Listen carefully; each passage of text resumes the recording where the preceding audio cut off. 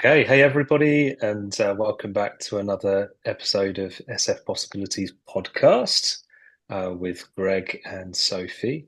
And I'm going to kick off by asking Sophie, Sophie, what's been better since our last podcast together? Very good. That's a very neat segue into talking about things, what I'd like to talk about today.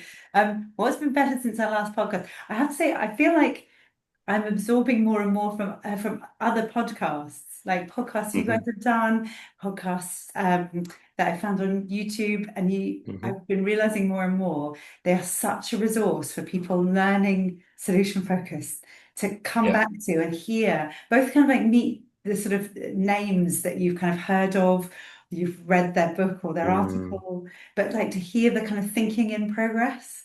So yeah. I listened to one of your podcasts for I think like 2001, something like that, with Jenny Mm, Clark on, and she yeah. said something about that I can't get out of my mind, which has been so brilliant about talking, Mhm. saying things in your own language.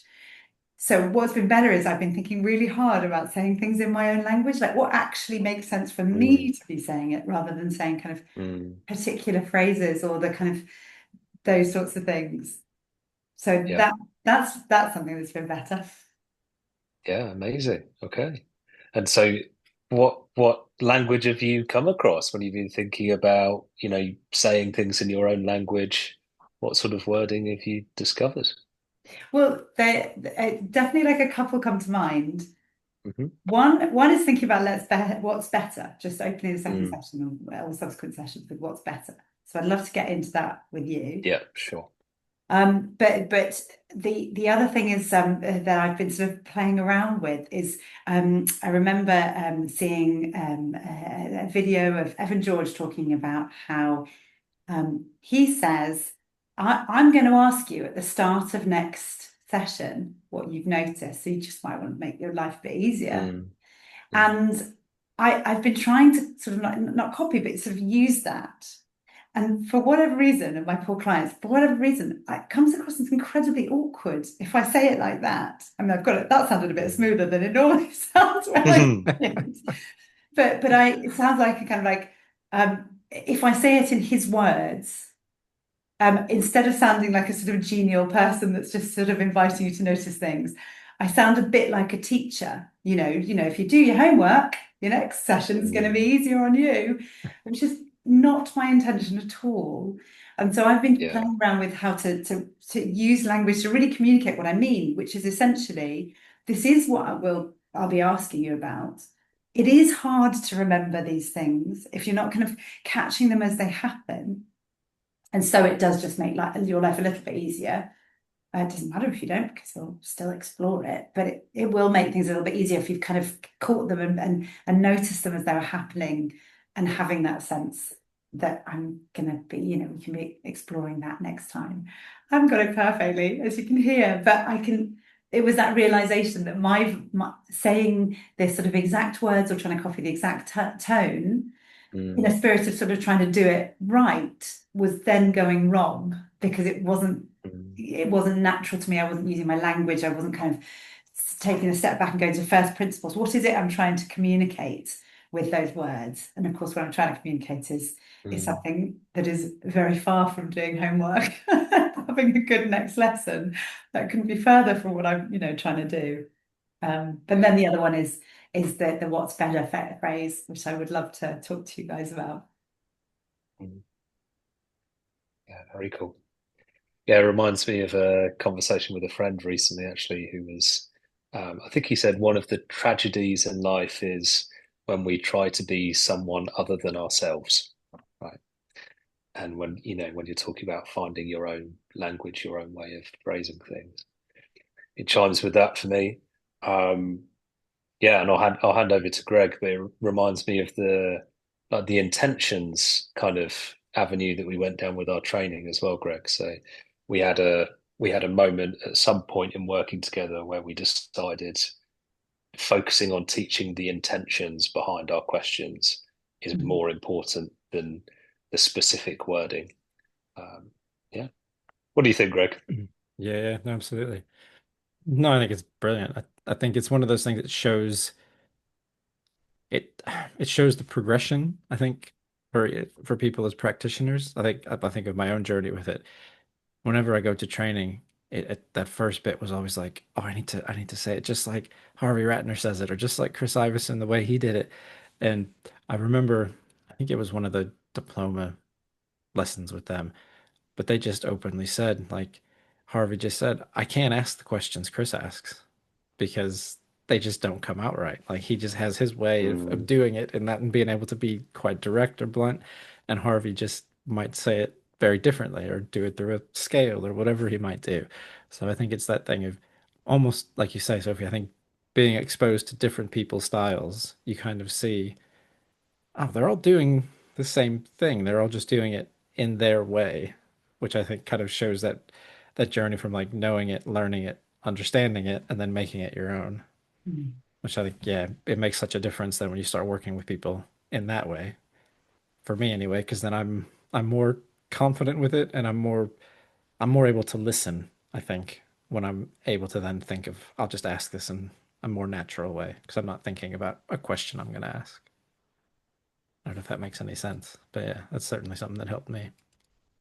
Yeah, I think that is exactly that. It comes out wrong. If Mm, you're not doing it your way, it comes out wrong. It's not the end of the world. It's like, any conversation can have its back and forth where something's a little bit awkward or something you don't quite understand. So it feels like this is kind of like this is just trying to sort of get better and better rather than coming from a position where something's kind of technically wrong. But if you have a sense that it's coming out wrong, then obviously for the client, they'll take you at face value. They're not going to kind of say, hang on, that doesn't sound like you, mm. because they don't know you yet, but it's going to be more effective if it is your way of doing it. Um, yeah. It also reminds me about so I watched Terry Pico. I think you guys always recommend wonderful things mm, for me to watch, which I try to when I can. A Terry Pico video in which she says how she's opens her sessions. She's like, "How can I help?" And then there's I'm reading the Mark McCurgo book, the next generation of solution book, which is wonderful. And in it, he's really explicitly, we do not ask, how can I help? Because it means you are positioning yourself as the expert and the client isn't the expert. And I thought this is so interesting because when she says mm, it, you can tell she's not there as an expert. She's not saying, how can I help? As in like, oh, I've got all this knowledge and you don't. Mm, She's completely SF when she says, how can I help? It's just a sort of like, I'm here for you. Let's see what I can do for you. And so I found that really, really interesting to have these two literally same words, one person saying it very naturally, the other person saying, for reasons I totally understand, don't say it. mm, mm. But that Terry's obviously a kind of such an incredibly experienced practitioner that when she says, "How can I help?" she isn't taking a one-up position Yeah, at all. yeah. I think that experience is a key part of it, isn't it? Um, and it may be that the questions that we would introduce to beginners, to learners new to the approach, would be chosen, specifically with Mark McCurgo's points in mind to avoid kind of misunderstanding. And maybe we also then, once people have become more comfortable with the questions, need to be a bit more mindful of allowing people to take those and change them and express them in their own mannerisms, in their own way. Um, yeah. What's your how do you go about the what's been better question, Greg? Is me. that a question you use that you ask? Do you ask something different? Um, I mean, put me on the spot now. This is like confessions of a solution focused something or other. I don't know what the right word is. Um, This sounds like the name of the podcast, it maybe. does, But it yeah. does. Um, I think there are times where I will just say what's been better. What's been better since we last met. Um, at the same time, there might be times I'm just like, how have things been?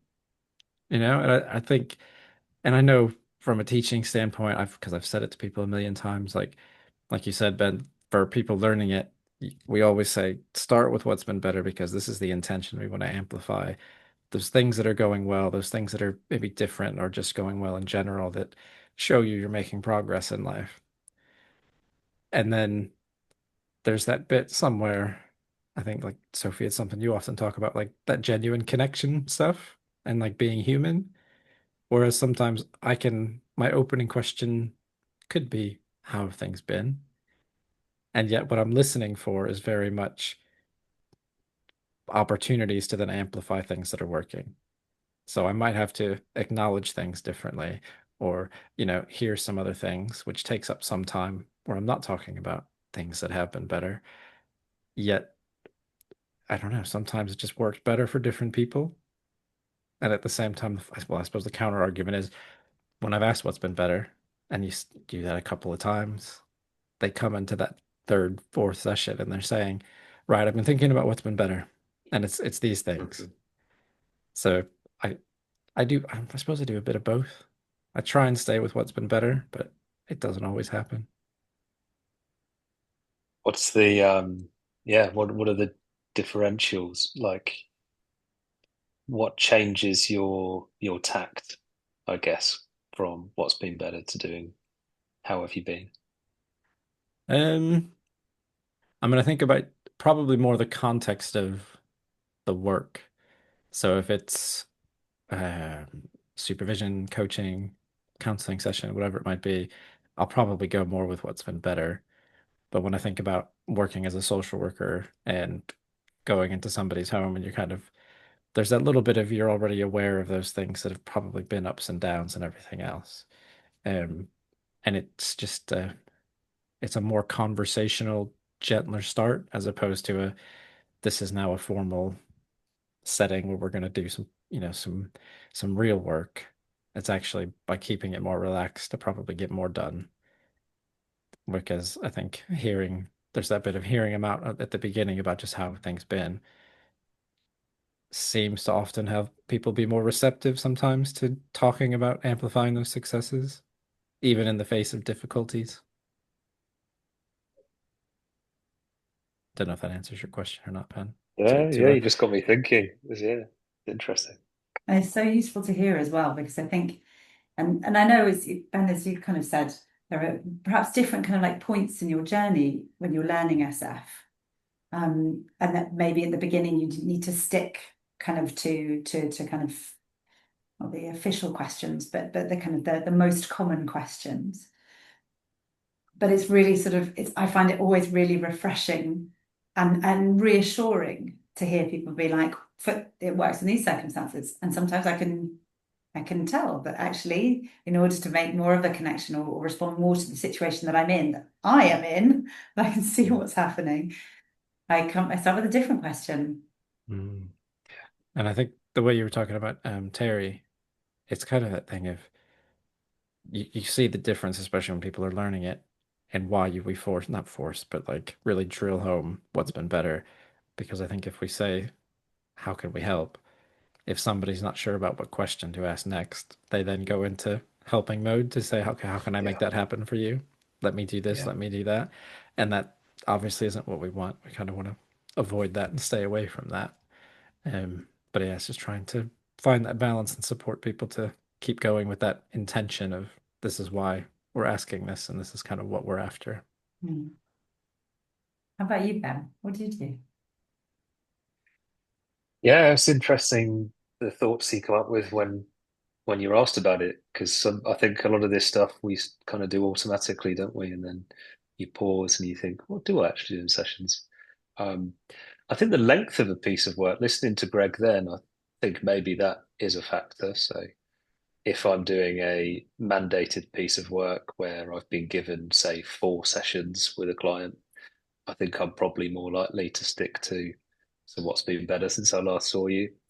Whereas if I've been working with someone for a longer, period of time, maybe slip into the, what would be helpful to talk about today, or how have things been since our last session. So maybe the length of time has an impact. Um, I think there's in terms of the exact phrasing, there's different versions. Sometimes I'll ask people, what's been going well since I last saw you. rather than what's been better. There is a limitation in those questions in terms of efforts, which I know Greg has spoken about before. Because if you ask someone, what's been better, there might have been something that has actually got a little bit worse, but the client's put in loads of effort to stop it from getting really bad, right? So there's still like a resource there in terms of their struggle, their efforts, and so there are limitations to that question when you think about, our intention really is to amplify and highlight people's strengths and resilience and all of that. And then, thinking of conversations we've had, Sophie, there's, one of the things I really appreciate about your practice is the kind of checking in and about the direction of travel for the conversation. Because solution focused has that really beautiful way of starting work with somebody with essentially saying, what do you want from this? What are your hopes from this? You choose the direction. But we maybe don't check in on that frequently enough. And I love the way that in your sessions you'll periodically stop and say, is this helpful? Talking about this. Is there anything else that would be helpful for us to talk about? So I think I've taken a bit of that, and probably what you'll see in my sessions is the first 10, 15 minutes being the more traditional, what's been better, what's been going well, ask a few questions about those. I'll often ask for a list, 3 or 5 things. It's quite normal for me. What are the 3 things that have been going well? Ask a few questions. And then I've started bringing in like an element of choice or option of saying to people, so, we can carry on talking about these topics. I've got loads more that I could ask you about them. Or if there's something else on your mind, we could talk about that as well, which would be most helpful for you. So I think I'm doing something in the middle of what I've heard from different people. Yeah. Mm. Yeah. Yeah, I found myself doing that even more, slightly off what's better, but on the choice element. And that's something that people have been sort of, it seems to me, responding well to, is when I often have like a jumble of questions. That's not perhaps the right noun. I often have a cacophony, perhaps. Is that better? There's just so many things. I'm like, oh wow, okay, that. Yeah. And what I've been doing more is being like, okay, I have questions around this, I have questions around that, and I have questions around this third thing. What was going to be most useful to you? What are you most interested in? And people are almost without exception really clear. They're kind of like, oh, that second thing, that first thing, that third thing. And it really helps you feel confident that it's going in the direction they want to. And you don't then have to kind of make a pre-assumption around what to amplify because they've said, oh, that's what I want to be doing. But to kind of go back to the sort of what's better. And does it come out right? Does it come out wrong? And I think there's something in the way I am, where I'm kind of, as a person, I'm kind of very enthusiastic, and I could feel this is very like quite early on, so maybe in the first year of practice, I could feel that unintentionally I was coming across a bit Pollyanna, and so I wasn't leaving with the kind of what's better question.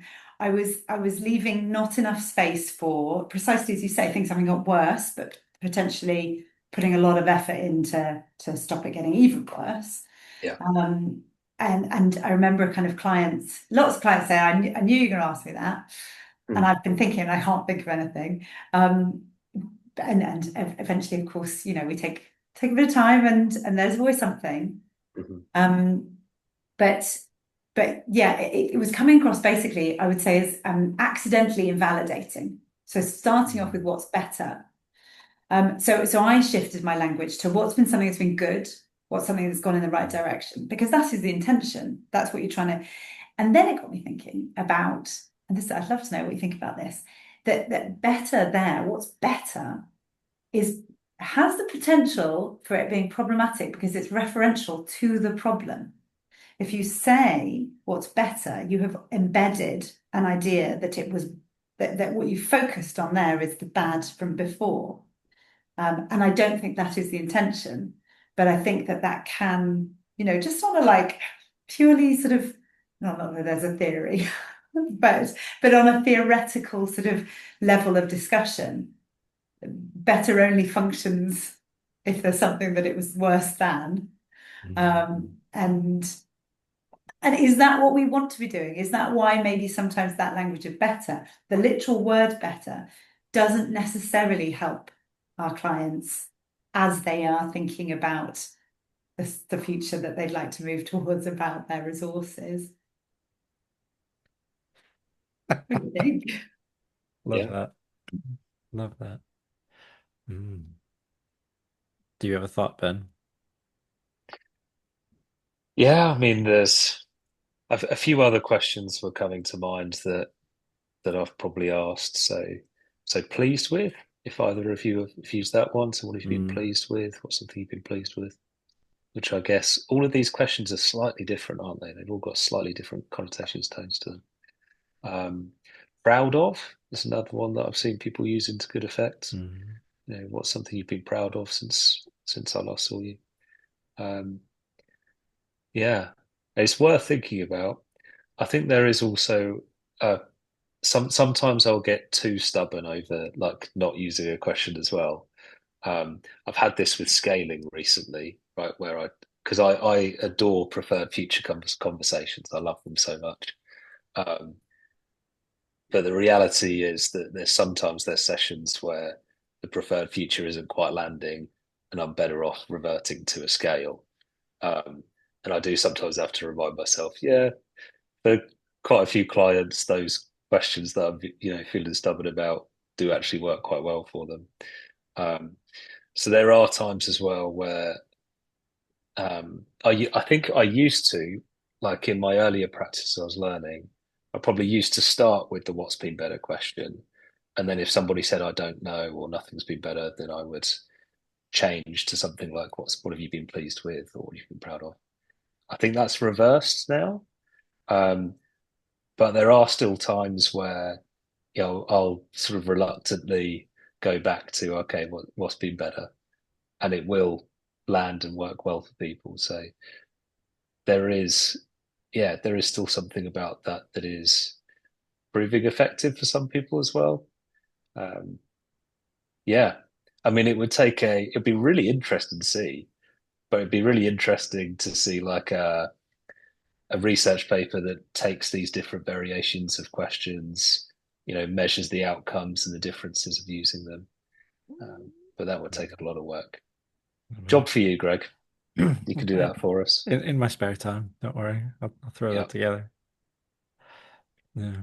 It's an interesting point though, Sophie, because I suppose it's one of those things as we're talking, like I know I don't want it's contradictory to say a single question isn't that important because it is, but as we've been talking, it's kind of evident, and I think it's evident in our practice that if one question doesn't work or doesn't land, we adapt, don't we? And we pivot to something else.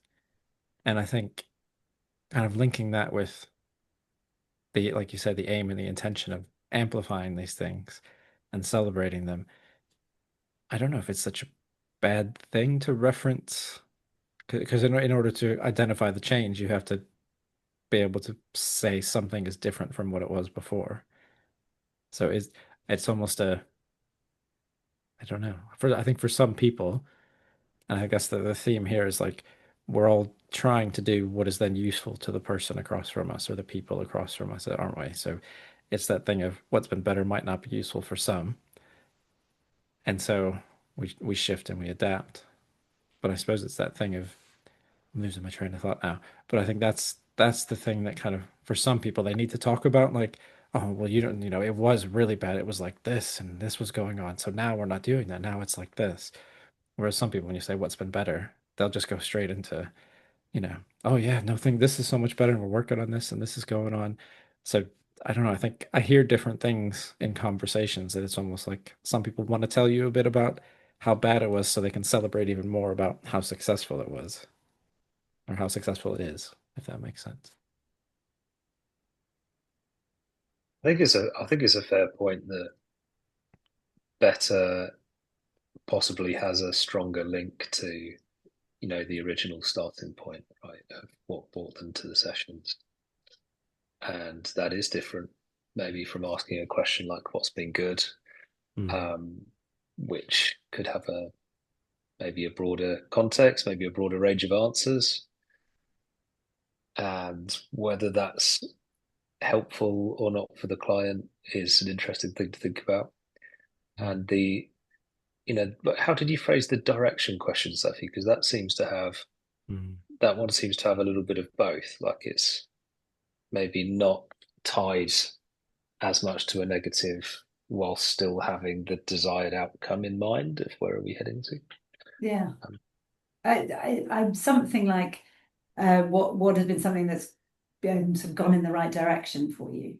mm, Because yeah, I suppose I take your point about you shift up the questions, but I suppose particularly at the point of my career that I'm at, and my point of my mm, engagement with the SF, that I'm seeing all the initial sort of trainings. That's what I'm mm, kind of on the receiving yeah. end of. And so that's then what I'm kind of learning from and interfacing with and adapting. And so Mm, if you look at like any information on the second plus session, like that is the kind of the heading title, right? What's better? And then you don't get much else actually explaining what to do in the second session, certainly in those kind of initial sorts of mm, initial trainings. yeah. Um, so for me, the one of the reasons I like Right Direction is because it doesn't assume that the person wants to talk about the same thing that they talked about last time, Mm, and we can kind of we can feel that something's going in the right direction. It doesn't have to be better per se.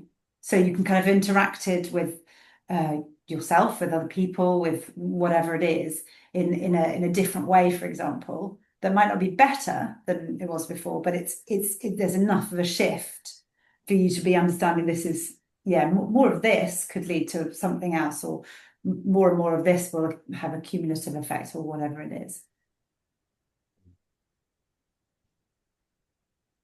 I do like that. I do like that direction because when we think about the description we invite, there's that argument of looking for general instances of success or looking for that history of those hopes happening in times those exact hopes have, been present before.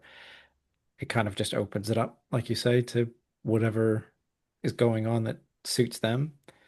And that kind of allows both camps. It doesn't necessarily have to be that thing of something has to have been different to be better, if that makes sense. So it could be they're already doing these things that are still telling them we're moving in the right direction, and that still is worth amplifying and celebrating, as opposed to I don't think I've done anything drastically new or different, but things seem to be still okay. And they can talk about things being okay and moving in the right direction, as opposed to thinking of something maybe that they feel needs to be bigger, um, in terms of being something that is far better than where they were.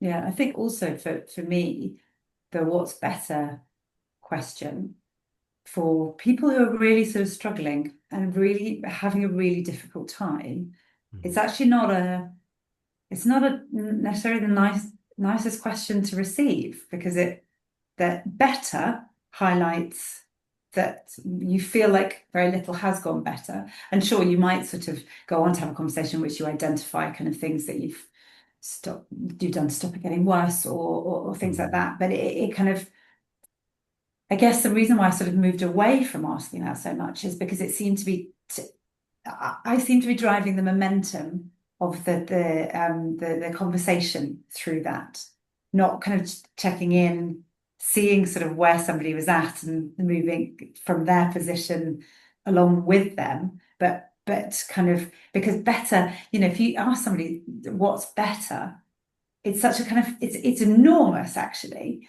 and often the answer to even because something that's the right direction or something that's kind of been good might be relatively kind of small, so that but important, so they might not have even captured it in the better, because overall this big sort of better isn't feeling better, and yet there is some small thing that they've sort of changed or experienced differently that then has in it the kind of the seeds and the possibility of kind of more change and more discussion around that. So yeah.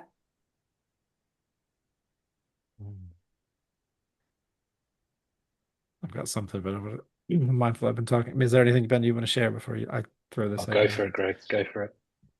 I just wonder because there's two things that come to mind. Like one is, I suppose, through the questions, that's part of how how we show that belief in people, isn't it? So kind of there's that balance to still show we trust there are things that are still working for you. Like when we want to ask something that pulls that out. But we talked about earlier and it's been a common theme, but this idea of choice for people. So I wonder how people might react if you almost gave them two or three questions to say which one of these sounds best to answer first. So we kind of say what's been better, what's moving in the right direction for you, or something else, and almost give them some different versions and just say then they can choose, and then you can just run with it. I mean, it might be a bit, I don't know, but it just seems like a an element to give someone choice rather than, like you say, start out with that, all right, what's been better? And they're feeling like crap about things, so it might just find a better way to connect and land with someone. I don't know, but it just came to mind. I really like that. And yeah, when you think about kind of saying things in your own words, Mm, own words, that sounds very plausible. Saying something like kind of, I'm wondering, I've kind of got questions around what you feel's been going better, what you feel like's been in the right direction, what sort of what comes to mind when I ask that. It's all yes, it's perhaps seeing it as the what's better. Perhaps I'm just being too literal. Maybe it's like, that nobody else is asking it that way. I'm just being really literal about asking what's better, but giving it more sort um, of a kind of context of within the conversation. This is the sort of thing I'd like to be asking you about. What are you mm. interested in talking about? Yeah. Go I on, think, Ben. I think we all agreed in the beginning, didn't we, that finding your own voice, your own wording, your own way of asking these things is a really helpful thing to do. So therefore, we're not even the three of us here. We're going to come up with lots of different ways that work for our clients. And even thinking of that idea of choice, there's even choice in terms of the broader idea of the starting point. In terms of, do you start with instances of success? Do you start with looking for resources, whether that's what's been moving in the right direction or what's been better or what have you been pleased with? Or do you start with more of a, what would be most helpful to talk about today? Or what are your hopes from coming to this conversation? And I think that probably, I'm looking at the time, I think there's probably a bigger conversation, isn't there, about follow-up sessions in general? Because Sophie raised a really interesting, question about, why is it that so much time in kind of training and academia and articles is dedicated to the first sessions and less so in terms of the follow-ups, which is a good question to ponder. So we've got a bit of time, this time around. We can have a think about it before we next meet. But I think that's going to be an interesting conversation. Um, yeah, and I really like that direction. I'm definitely going to go away from this and try a version of the sort of what's been moving, what's been going in the right direction for you, because it has that sense of it doesn't have the better links to a negative, and it seems a bit softer for someone who is in a really difficult situation. And it's also still linked to that kind of sense of we're traveling somewhere, there's a desired outcome that we're aiming towards.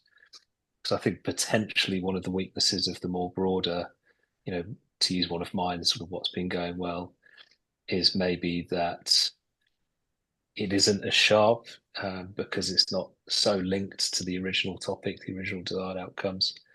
And that is a potential argument for when solution focused works quickly. It's because a lot of our questions are linked to this.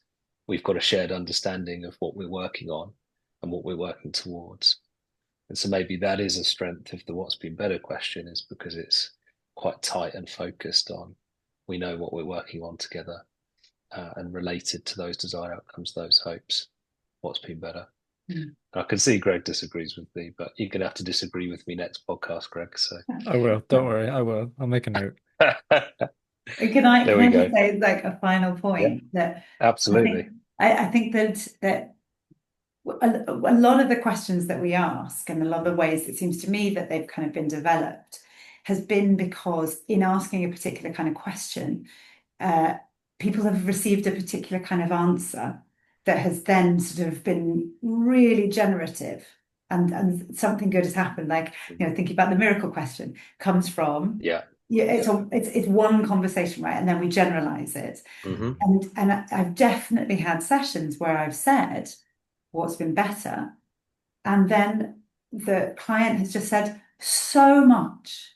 And then we have this extraordinary conversation about all the things that have kind of gone on. And it's not like it's not every session with the same client kind of thing. But you ask that question and then it reinforces the asking because you've got an answer that the client's so clearly enjoying giving you, telling you about what's been better. So I think we almost we need to kind of learn from those kind of successful instances of this question helped move the conversation on or life on or whatever on for the client in this way, but not hold on to it so tightly that just because that question had some good outcomes with some clients at some point, it is then the formulation of that question. It's a variation on a theme, and that it's up to us to find our own. I'm trying to think of a musical Yeah. metaphor here, but I can't. It's our own us to find our own melody. No. Yeah. Definitely. Yeah. It could be really interesting to start to collate a list of those variations, right? Different ways of asking what's been better, and invite other people to add to it as well. See what we come up with. Yeah. Yeah. It would be good to hear from people who are listening and see what Mm-hmm. they do. Definitely. Super. Well, thank you very much, guys. Yeah, that was really interesting as always. Mhm. And we'll meet again in very soon. I think we're going to try and do Yes. this at least once a month for the next little while, and keep the conversations going. Wonderful. Sounds good. Thank you. Cheers, guys. Cheers.